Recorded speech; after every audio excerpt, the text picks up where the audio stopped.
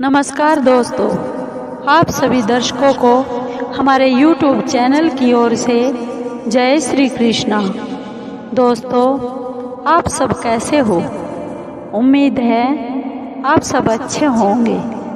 आइए आज की कहानी सुनते हैं। उससे पहले अगर आप चैनल पर नए हैं तो प्लीज़ चैनल को सब्सक्राइब ज़रूर करें और बेल आइकॉन ज़रूर दबाएं ताकि आप तक हमारे सारे नोटिफिकेशन पहुंच सके, क्योंकि आपका एक भी सब्सक्राइब हमारे लिए बहुत ही मायने रखता है। दोस्तों, आज हम आपके लिए बहुत ही प्यारी और बहुत ही ज्ञानवर्धक कहानी लेकर आए हैं जो बड़ी प्रेरणादायक भी है। आइए कहानी को शुरू करते हैं। महाराष्ट्र में केशव स्वामी नाम के एक महात्मा जी रहते थे। वे जानते थे कि भगवान का नाम जपने से कलयुग में सभी दोष दूर हो जाते हैं। यदि कोई शुरू में होठों से भगवान का नाम जपे, फिर कंठ से जपे, फिर हृदय से जपे और नाम के अर्थ में लग जाए तो हृदय में भगवान साक्षात प्रकट भी हो सकते हैं। एक बार केशव स्वामी बीजापुर कर्नाटक में गए, जो कर्नाटक में है बीजापुर, वहाँ पर गए। उस दिन एकादशी का व्रत था। रात को केशव स्वामी ने कहा, चलो आज जागरण की रात्रि है, एकादशी की रात है, सब भक्त हैं और सब भक्त भगवान का जगराता करते हैं, भगवान का भजन कीर्तन करते हैं, तो तुम प्रसाद लेकर आओ। अब फलाहार में क्या ले, यही सोच रहे थे। रात्रि को तो फल खाना नहीं चाहिए। बोले, सौंठ और शक्कर ठीक रहेगी, क्योंकि शक्कर शक्ति देगी और सौंठ कफ का नाश करती है। अकेली शक्कर उपवास में कभी नहीं खानी चाहिए। सौंठ और शक्कर लेकर तुम आ जाओ और भगवान ठाकुर जी को भोग लगाएंगे।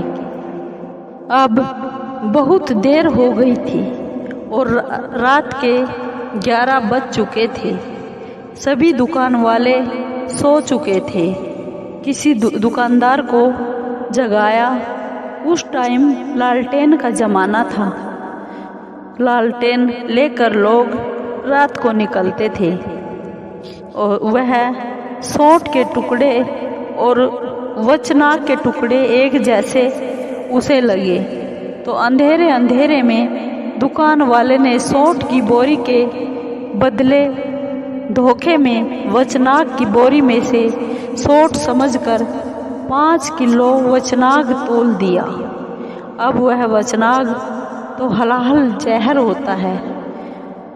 फोड़े फुंसी की दवाई बनाने के काम आता है, उसे वैद्य लेकर जाते थे। अंधेरे अंधेरे में शक्कर के साथ वह वचनाग पीसकर उन लोगों ने प्रसाद बना दिया और भगवान श्री ठाकुर जी को भोग भी लगा दिया। ठाकुर जी ने देखा कि केशव स्वामी के सभी भक्त सुबह होते होते मर जाएंगे और उनको तो बेचारों को यह भी खबर नहीं थी कि यह सौंठ नहीं है, सौंठ की जगह धोखे से यह हलाहल जहर आ गया है। ठाकुर जी ने बहुत दया आ गई और करुणा कृपा करके प्रसाद में से जहर को खुद खींच लिया। जैसे ही सुबह हुई, सुबह व्यापारी ने देखा, उस दुकानदार ने देखा तो बोला, अरे अरे ये क्या हो गया है, मुझसे बहुत धोखा हो गया है, ये तो बहुत बुरा हो गया, अब क्या करना चाहिए। ये सौंठ का बोरा तो ऐसे का ऐसे ही पड़ा है, जो मैंने रात को अंधेरे में गलती से वचनाग दे दिया। अब वे सब भक्त तो मर गए होंगे, अब क्या किया जाए। वह दौड़ा दौड़ा वहाँ स्वामी के पास आया और बोला, स्वामी जी, मैंने गलती से रात को अंधेरे में वचनाग तोल दिया। वह सोठ नहीं थी, वह किसी ने खाई तो नहीं, उस प्रसाद को किसी ने चखा तो नहीं। केशव स्वामी बोले, वह तो रात को प्रसाद में ही बांट दिया गया था और सभी भक्तों ने प्रसाद भी ग्रहण कर लिया था।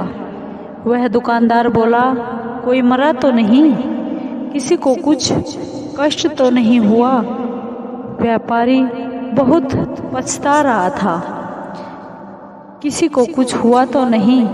केशव स्वामी और उस सेठ ने, उस दुकानदार ने मंदिर में जाकर